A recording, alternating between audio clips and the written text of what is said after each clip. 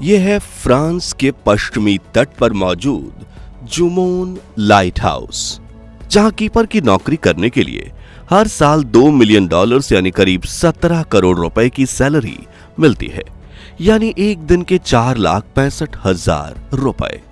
इस जॉब में ना आपका कोई मालिक है और ना ही कोई नजर रखने वाला। काम दिन में सिर्फ 1 घंटा और बाकी 23 घंटे आप खटिया डालकर सो जाओ, फिल्में देखो, फिशिंग करो या छत पर तारे देखो। बस एक बात का ध्यान रखना कि लाइट हाउस के ऊपर की लाइट कभी बंद ना हो। सुनने में यह आपको दुनिया की सबसे बेहतरीन नौकरी लग सकती है, लेकिन फिर भी पिछले कई दशकों से किसी इंसान ने जुमोन लाइट हाउस पर नौकरी करने की हिम्मत नहीं की। मगर ऐसा क्यों? आखिर क्यों जुमोन लाइट हाउस को दुनिया का सबसे खतरनाक और रहस्यमय लाइट हाउस माना जाता है? और दुनिया में लाइट हाउस की खोज कैसे हुई थी, जहां कीपर की जॉब को दुनिया की सबसे मुश्किल नौकरियों में से एक माना जाता है? आज इन्हीं रहस्यों से पर्दा उठाएंगे, लेकिन उसके पहले प्लीज आप वीडियो को लाइक और चैनल को सब्सक्राइब कर दीजिए।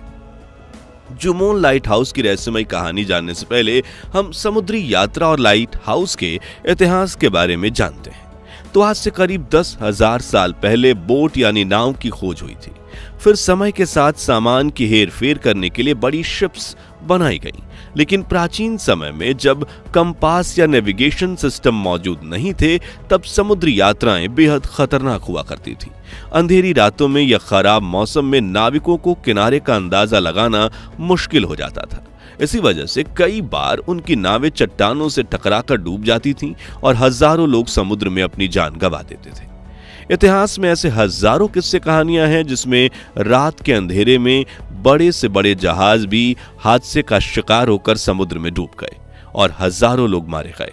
और पुरानी सभ्यताओं के लिए यह सबसे बड़ी समस्या थी, क्योंकि रात के अंधेरे में जहाज को चारों तरफ पानी के बीच रुकाया भी नहीं जा सकता था और उन्हें चलाना और भी खतरनाक हो सकता था। और इसी समस्या का समाधान निकाला प्राचीन मिस्र और यूनान के शासकों ने। इस दौर में लोग किनारे पर ऊंची पहाड़ियों या टावरों पर आग जलाते थे ताकि समुद्री जहाज किनारे का अंदाजा लगा सके।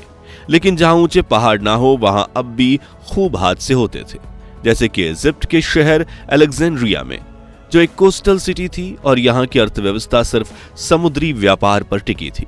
लेकिन यहां सबसे बड़ी दिक्कत यह थी कि शहर के चारों किनारों के आसपास कई बड़ी बड़ी चट्टानें थीं, जिस वजह से यहां बहुत हादसे होते थे।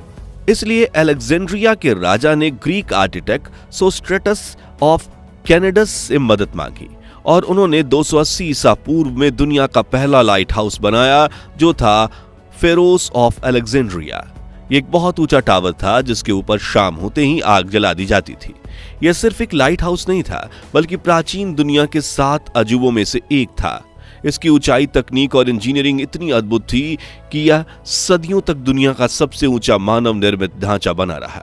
कहा जाता है कि इसकी रोशनी 50 किलोमीटर दूर से भी दिखती थी, जिससे सैकड़ों जहाजों को सुरक्षित किनारे तक पहुंचने में मदद मिली। इससे बनाने में सफेद संगमरमर का इस्तेमाल हुआ था, जो धूप में चमकता था। वहीं मिस्र में सिक्कों पर इसकी आकृति अंकित थी, जिससे इसका ऐतिहासिक महत्व पता चलता है। फेरोस ऑफ अलेक्जेंड्रिया को लेकर कुछ इतिहासकार ये भी मानते हैं कि इसकी रोशनी इतनी तीव्र थी कि इससे दुश्मन जहाजों को भी जलाया जा सकता था। जिसके बाद 100वीं ईस्वी से 500वीं ईस्वी तक रोमन साम्राज्य ने समुद्री व्यापार को मजबूत करने के लिए कई लाइट हाउस बनाए। ये लाइट हाउस आमतौर पर पत्थर के बने होते थे और इनमें मौजूद ऊपर जलने वाली आग को लौ को सुरक्षित रखने के लिए एक ढांचा होता था। और कुछ रोमन लाइट हाउस आज भी मौजूद हैं, जैसे कि स्पेन की हरक्यूलिस टावर। मगर फिर रोम के पतन के बाद लाइट हाउस का विकास रुक गया। समुद्री यात्राएं भी कम हो गईं और कई पुराने लाइट हाउस तबाह हो गए। केवल कुछ ही जगहों पर लाइट हाउस मौजूद रहे, जैसे इंग्लैंड और फ्रांस के कुछ बंदरगाहों पर। मगर आज से 500 साल पहले सन 1500 में समुद्री खोज का दौर शुरू हुआ। Christopher Columbus, Vasco D gamma और अन्य नाविकों ने नई जगहों की खोज की। समुद्री व्यापार बढ़ने लगा और इसके साथ ही लाइट हाउस दोबारा बनाए जाने लगे। इस दौर में तेल के लैंप और कांच के लेंस का इस्तेमाल लाइट को तेज करने के लिए किया जाने लगा और 1665 में इंग्लैंड के इडस्टोन लाइट हाउस दुनिया के पहले आधुनिक लाइट हाउसों में से एक बना। सन 1800 आते आते लाइट हाउस में अब तेल की जगह केरोसिन लाइट्स का इस्तेमाल होने लगा, जिससे रोशनी और तेज हो गई। साथ ही फ्रेंसल लेंस का आविष्कार हुआ, जिससे लाइट को कई किलोमीटर दूर तक भेजने में मदद हुई। लेकिन उस दौर में भी दुनिया में लाइट हाउस की संख्या इतनी कम थी कि किनारे के पास जहाजों के पत्थरों से टकराने की घटनाएं जारी रहीं। और दोस्तों, समंदर में मौजूद रॉक्स के टकराने से कितने बड़े हादसे होते हैं, इसका अंदाजा आपको इतिहास के सबसे दर्दनाक समुद्री हादसे SS अटलांटिक की कहानी से लगेगा। ये बात है साल 1873 की, जब दुनिया की सबसे बड़ी और सबसे एडवांस शिप SS अटलांटिक समुद्र में हजारों किलोमीटर का सफर कर चुकी थी। लेकिन 31 मार्च की रात इसके साथ एक ऐसा हादसा होने वाला था जिसके बारे में सुनकर आज भी हमारी रूह कांप जाती है। उस रात ये शिप नॉर्थ अटलांटिक महासागर में सफर कर रही थी। इस दौरान उसका एक समुद्री तूफान से भी सामना हुआ, लेकिन ये जहाज उसे आसानी से पार कर गया, जिससे कैप्टन और शिप में सवार 1000 लोगों ने चैन की सांस ली। लेकिन वो ये नहीं जानते थे कि ये तो बस चुनौती की शुरुआत थी। कुछ देर बाद ही चारों तरफ कोहरा छा जाता है और अंधेरे में कप्तान को समुद्र में कुछ दिखाई नहीं देता। वो बाद में अपने कंपास और शिप पर बनी बालकनियों में खड़े लुकआउट्स पर निर्भर थे। ये ऐसे लोग होते हैं जो चारों तरफ नजर रखते हैं और कोई खतरा दिखते ही कप्तान को खबर देते हैं। अब रात के करीब 3:15 पर एक लुकआउट को सामने की तरफ से लहरों की किसी चीज से टकराने और वापस आने की भनक लगती है और वो तुरंत चिल्लाते हुए कप्तान तक ये खबर पहुंचाता है। लेकिन तब तक बहुत देर हो चुकी थी और SS अटलांटिक एक चट्टान से टकरा जाती है और इसमें इतना बड़ा छेद हो जाता है कि पानी इसके अंदर घुसने लगता है, जिसके चलते कुछ ही देर में कभी ना डूबने वाला ये जहाज पूरी तरह से पानी में समा जाता है और इसमें सवार 1000 मुसाफिरों में से 580 पैसेंजर्स की मौत हो जाती है। उस वक्त अटलांटिक महासागर में ऐसी एक भयंकर जगह थी उत्तरी फ्रांस में ब्रितानी कोस्ट लाइन, जहां खूब छोटी बड़ी चट्टानें मौजूद थीं जो कई शिप्स को डुबा चुकी थी। वहीं यहां का मौसम भी हमेशा नाराज रहता था, इसलिए समुद्री तूफान आना आम था। इसी कारण से सन 1888 से 1904 तक यानी 16 वर्षों में वहां 31 जहाज चट्टानों से टकराकर तबाह हो गए। मगर सबसे बड़ा हादसा हुआ सन 1896 में, जब SS ड्रमोंड कैसल नाम का जहाज फ्रांस के पास चट्टान से टकरा गया और पलक झपकते ही 250 लोगों को साथ लेकर डूब गया। इस साल यहां हुए एक भयानक समुद्री हादसे ने सबको झकझोर कर रख दिया। एक तूफान में 50 से ज्यादा नावें डूब गईं और कई नाविकों की मौत हो गई। इस घटना के बाद फ्रेंच सरकार ने फैसला किया कि इस इलाके में एक शक्तिशाली लाइट हाउस बनाया जाएगा ताकि जहाजों को खतरों से बचाया जा सके। और यहीं से जुमोन लाइट हाउस, जिसे फ्रेंच में ला जुमेंट भी कहते हैं, उसका निर्माण शुरू हुआ। लेकिन यह उतना भी आसान नहीं था। अगले 10 सालों तक इस लाइट हाउस को बनाने की नाकामयाब कोशिश की गई, लेकिन हर बार भयावह लहरें और इसके कंस्ट्रक्शन को तहस नहस कर देती थीं। इसी तरह 1904 में जबरदस्त तूफान आया, पूरा अधूरा बना ढांचा लहरों में बह गया और सबको लगा कि यह प्रोजेक्ट कभी पूरा नहीं होगा। मगर सन 1911 में फाइनली इसे बनाकर तैयार कर लिया गया।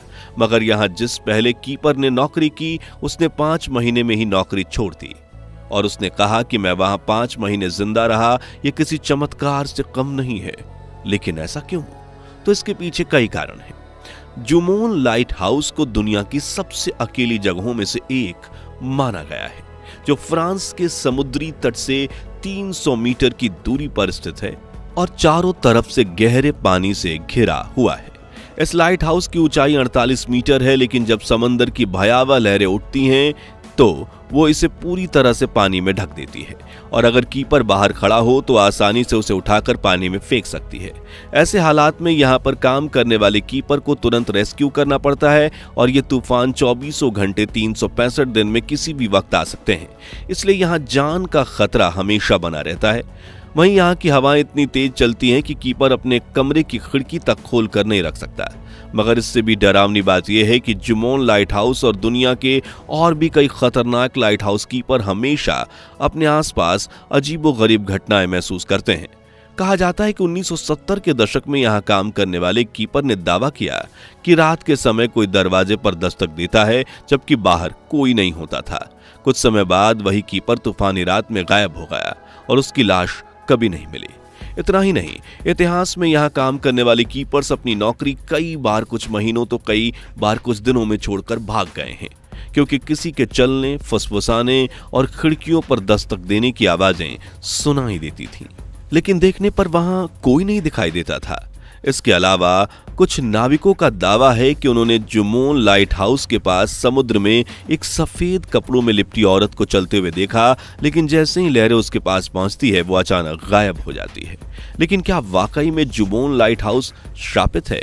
इसे लेकर कई लोग ये मानते हैं कि कई लाइट हाउस कई बार श्रापित हो सकती हैं, क्योंकि आसपास हजारों नाविकों की मौत हुई और शायद उनकी आत्माएं आज भी यहां भटक रही हैं।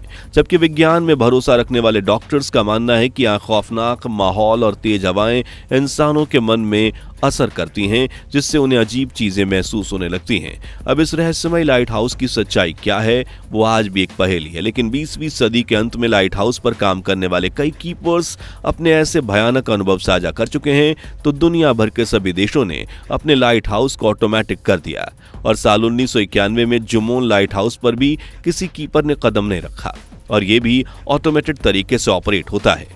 तो दोस्तों, अगर आपको मौका मिले तो क्या आप जुमोन या दुनिया के किसी भी लाइट हाउस पर हमेशा खतरों से घिरी नौकरी करना चाहोगे या नहीं? कमेंट्स में बताइए। अगर ये वीडियो अच्छी लगी हो तो इस वीडियो को लाइक करें और शेयर करें। 8000 लाइक्स का लक्ष्य है, ये जरूर करवा दीजिए और ऐसे ही रोचक वीडियोस के लिए हमारे चैनल को सब्सक्राइब करके पास वाली घंटी जरूर बजा दीजिए। जय हिंद, जय भारत।